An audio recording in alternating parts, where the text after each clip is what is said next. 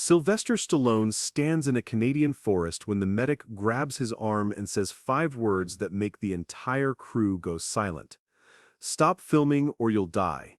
The temperature just hit -40 degrees Fahrenheit. Stallone's skin is turning blue.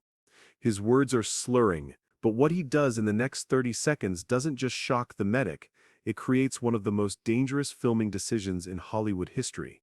British Columbia, Canada. February 1985. The production of First Blood Part 2 is in its 8th week. They're filming in the Similkameen Valley, 200 miles northeast of Vancouver. This isn't a Hollywood backlot. This is real wilderness, dense forest, mountains, rivers that could kill you in minutes if you fall in. And right now, a cold front that wasn't supposed to arrive for another week. The forecast said -20. Manageable, uncomfortable, but manageable. The crew prepared for -20. Thermal gear, heated tents, propane heaters running constantly. But weather doesn't follow forecasts. By 4 a.m., the temperature drops to -35. By sunrise, it hits -40. The kind of cold that makes your lungs hurt when you breathe. The kind that turns exposed skin white in minutes. The kind that kills. Stallone's alarm goes off at 5:30 a.m. in his trailer. He's been doing his own stunts for this entire shoot. Insisted on it. No stunt doubles for the major action sequences. He wants authenticity. Wants audiences to know it's really him running through that forest. Really him jumping off those cliffs. Really him in that freezing river. That's the Stallone way. Always has been. Since Rocky, since the first Rambo, he's believed that audiences can tell the difference between real and fake. Can sense when an actor is actually suffering versus when it's movie magic and comfortable temperatures. He gets dressed. Thermal underwear. 2 pairs of socks. Insulated pants. Undershirt. Long sleeve shirt. Jacket. The costume isn't designed for -40. Rambo doesn't wear a parka. Rambo wears torn clothes, minimal gear, survives on will and skill, so Stallone can't bundle up. Can't wear the gear that would actually keep him safe. He has to look like a man barely surviving in the wilderness while actually barely surviving in the wilderness. He steps outside, the cold hits him like a physical force, takes his breath away. He's from New York. He knows cold. This isn't that. This is different. This is the kind of cold that makes you understand why people die in winter. Why hypothermia is a real threat. Why this shoot location was chosen specifically because it looks hostile and unforgiving. The crew is already working. Camera operators in full Arctic gear. Sound technicians with hand warmers stuffed in every pocket. Grips moving equipment with gloved hands. Taking frequent breaks in the heated tents. Everyone moving slower than normal because extreme cold makes everything harder. Your fingers don't work right. Your thinking gets fuzzy. Your body fights just to maintain core temperature. Today's scene, Rambo emerging from a partially frozen river after escaping enemy soldiers. He has to pull himself onto an ice shelf, crawl across frozen ground, then run 200 yards through the forest. Shirtless. The script says shirtless. Because Rambo's been tortured, his shirt torn off, and this is his desperate escape. This is the scene that will show audiences how tough this character is. How he survives when normal men would die. The director, George Cosmatos, approaches Stallone. He's concerned. Says they can shoot something else today. Come back to this scene when it's warmer. Stallone shakes his head, says the weather makes it better, more real, more intense. The audience will feel the cold through the screen. Will see his breath. See the genuine suffering. That's what makes it powerful. Cosmatos isn't convinced, but knows Stallone. Knows that once Stallone decides something, changing his mind is nearly impossible, so he agrees. But insists on extra precautions. Medics standing by. Heated blankets ready. Hot drinks prepared. Snowmobiles on standby in case they need emergency evacuation. Maximum 2 takes. Then Stallone warms up, whether he wants to or not. The medic, Bill Patterson, 43 years old, former military, Worked on wilderness shoots for 15 years. He's seen frostbite, hypothermia, cold injuries that ended careers. He approaches Stallone, says he needs to do a baseline check. Takes Stallone's temperature, 98.2, normal. Checks his fingers. Good color. Checks his toes through his boots. Fine, but he's wearing warm clothes. The second Stallone strips down for the scene, everything changes. They prepare the shot. Cameras positioned, crew ready. Stallone strips off his jacket, his shirt, stands there in torn pants and boots. His skin immediately reacts, goosebumps, body hair standing up, his core trying to preserve heat. He's breathing harder already, visible breath in thick clouds, his chest and arms exposed to air that can cause frostbite in under 5 minutes. Patterson approaches again. Says they need to make this fast, really fast. Stallone nods, understands, gets into position at the river's edge. The water isn't completely frozen. There's a section they've kept partially open for the shot. The water is just above freezing, maybe 34 degrees. Stallone has to enter that water, submerge, then emerge and start the scene. Cosmatos calls for final checks. Everyone ready. Stallone takes 3 deep breaths, prepares mentally. He's trained for this. Studied method acting, believes in physical commitment to roles. If Rambo is suffering, Stallone suffers.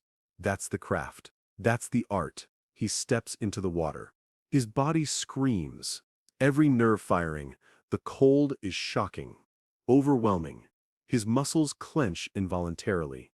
His breathing becomes rapid, shallow. His heart rate spikes. This is the body's panic response to extreme cold. The survival instinct saying, get out, get warm, this is dangerous. But Stallone controls it, forces his breathing to slow, forces his muscles to relax, submerges up to his chest, counts to 3, then emerges fast. Cosmatos yells action. Stallone pulls himself onto the ice shelf.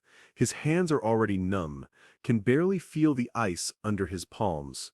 Crawls forward, his chest scraping across frozen ground. Every movement careful because his muscles aren't responding normally. The cold affecting his coordination, his fine motor control. He reaches the forest edge. Stan starts running. His breathing is ragged, not from exertion, from cold. His chest heaving, trying to warm the freezing air before it hits his lungs. His skin has gone from pink to white, his lips turning blue, his hands clenched into fists because he can't feel his fingers anymore. He runs through the forest, branches hitting his exposed skin, each impact feeling distant, muted. The cold numbing everything. 50 yards. His thinking is getting fuzzy. Hypothermia starts affecting the brain fast. Confusion, disorientation, poor judgment. He shakes his head. Forces focus, keeps running. 100 yards. His legs are heavy, each step harder than the last. His core temperature dropping, his body shutting down non-essential functions to preserve the vital organs. 150 yards. Patterson is watching through binoculars. Sees Stallone stumbling slightly, not acting, actually losing coordination. He tells Cosmatos they need to stop. Cosmatos says, 15 more seconds. Just finish the shot. Patterson says no. Now this is dangerous. But Stallone keeps going. Reaches the 200-yard mark. Cosmatos yells cut. The crew rushes forward. Heated blankets. Thermal jackets. Patterson reaches Stallone first, wraps him in a blanket, takes his temperature, 95.8 degrees. Hypothermia. Mild, but hypothermia. Stallone's shivering violently. Uncontrollable shaking. His teeth chattering so hard he can't speak clearly. Patterson says, that's it. Scene is done. No second take. Stallone tries to protest. His words slurred. Says he can do it again. Better. Patterson says, absolutely not. Your core temperature dropped 3 degrees in under 2 minutes. Your judgment is impaired. This is a medical decision now, not a creative one. They get Stallone into a heated tent. Hot soup, warm drinks, dry clothes, layered blankets. It takes 30 minutes for his temperature to return to normal. Takes an hour before the violent shivering stops. His hands and feet ache as sensation returns. The painful process of rewarming. Patterson does a full examination. Checks for frostbite. Stallone's fingers are on the edge. White patches that turn red as they warm. Early stage frostbite. Caught just in time. Patterson says they got lucky. Says 15 more seconds in that condition, and they're looking at serious frostbite. 30 more seconds, and we're talking emergency evacuation. He tells Stallone point blank, "You can't do that again. Your body can't handle another exposure like that at these temperatures." But the next day, there's another cold scene. Stallone, climbing a cliff face, shirtless again. Temperature is -38. Slightly warmer than yesterday, but still deadly. The crew assumes they'll use a double, use camera tricks, shoot it warmer and add breath effects in post. Stallone says no. He's doing it. Patterson pulls him aside, has a serious conversation, explains the medical reality, explains that Stallone's body hasn't fully recovered from yesterday, that his cold tolerance is actually lower now, that another exposure could cause serious permanent damage, that this isn't about being tough. This is about basic human physiology. There's a limit to what the body can handle. Stallone listens, thanks Patterson for the concern, then says he's doing the scene. Patterson goes to Cosmatos, says he's officially recommending they don't shoot this scene in these conditions, says if they proceed, he wants it documented that he advised against it, that his professional medical opinion is this constitutes unnecessary risk. Cosmatos understands, talks to Stallone one more time, offers alternatives. Stallone refuses every one, so they shoot it, with Patterson watching like a hawk, with heated blankets ready, with snowmobiles running, with a plan to abort the second anything looks wrong. Stallone climbs that cliff, 50 feet of rock face, his fingers barely able to grip, his muscles not responding properly in the cold, each handhold a struggle, each foothold a risk. He reaches the top. They get the shot. Patterson wraps him immediately. They don't wait. Don't do another take. Just get him warm. This becomes the pattern for 3 more days. Temperature never rises above -35. Every day there's a scene requiring exposure. Every day Patterson says it's too dangerous. Every day Stallone does it anyway. His hands develop chilblains, painful swelling from repeated cold exposure. His feet ache constantly. His body is breaking down. The crew is worried. The producers are worried. But Stallone won't stop. On day 4, Patterson makes a decision. He tells Cosmatos and the producers that he's drawing a line.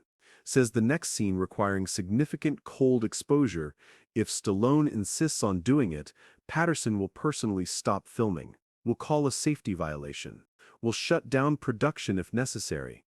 Because this isn't bravery anymore, this is self-destruction. And Patterson won't be part of permanently damaging someone's health for a movie. That evening, Patterson sits with Stallone. Has a different conversation, not as a medic, as a person. Asks Stallone why he's doing this, why he's willing to risk permanent injury. Stallone is quiet for a long time. Then talks about growing up, about struggling as an actor, about being told he'd never make it, about Rocky being his one shot, and almost not happening, about fighting for everything he's ever gotten. He says movies aren't just entertainment to him, they're proof that he's worthy, proof that he belongs, proof that all the struggle meant something. And if he doesn't give everything, literally everything to each role, then what's the point?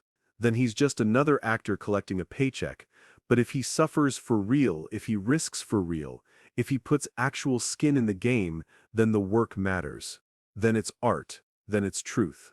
Patterson listens, understands better now, but says there's a difference between dedication and destruction. Says Stallone has already proven everything, already shown his commitment 1,000 times. Says destroying his body won't make the movie better, won't make the performance more valid.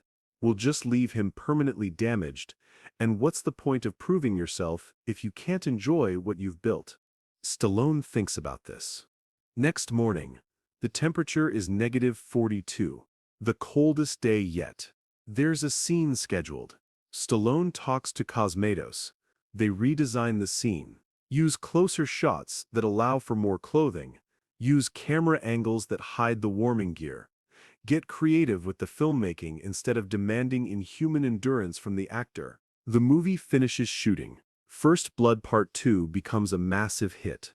The cold weather scenes look incredible. Audiences feel the suffering, feel the authenticity. The movie makes over $300 million worldwide. Stallone's performance is praised. The commitment to realism is noted. Nobody watching knows how close those scenes came to causing serious injury.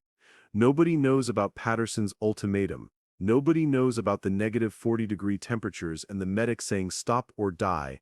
Years later, in an interview, Stallone is asked about the hardest physical challenge of his career. He talks about that Canadian shoot, says he pushed too far, says if he could do it over, he'd listen to Patterson sooner, says there's a point where dedication becomes stupidity, and he crossed that line. But he learned that you can be committed without being self-destructive. That proving yourself doesn't require destroying yourself. Patterson, now retired, says that shoot taught him something too, that some actors aren't being reckless for ego. Some are fighting demons only they can see. And sometimes a medic's job isn't just to prevent injury, it's to show someone that their worth isn't measured in suffering, that they've already proven enough. The question isn't whether you can push through pain.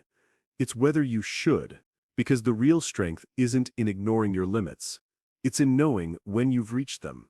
Stallone learned that in a Canadian forest at -40 degrees, and it probably saved his career. Maybe his life, that's what real strength looks like. Not the willingness to suffer, the wisdom to know when to stop.